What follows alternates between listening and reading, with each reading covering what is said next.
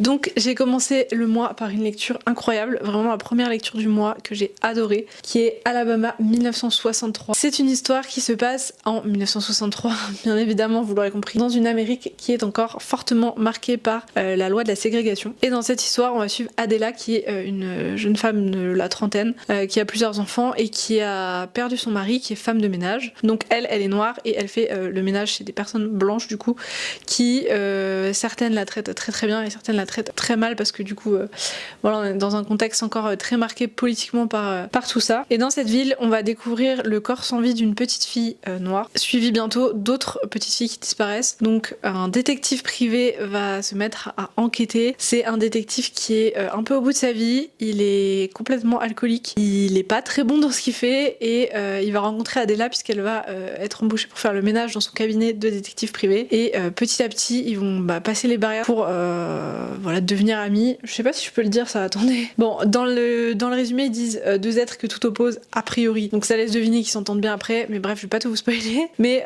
en tout cas, voilà, elle travaille chez lui et elle va peu à peu apprendre à le découvrir, elle va lui apporter des trucs, lui va lui apporter des choses, etc. Je vous spoil rien, mais ils ont vraiment une très belle relation. Et franchement, j'ai adoré ce livre. Et je trouve qu'il se lit ultra vite parce que on a tout le temps envie d'en savoir plus, on apprend plein de choses, il se passe pas mal de rebondissements. L'enquête se finit un peu vite je trouve parce que du coup on a toute la révélation à la fin, vraiment dans les dernières pages.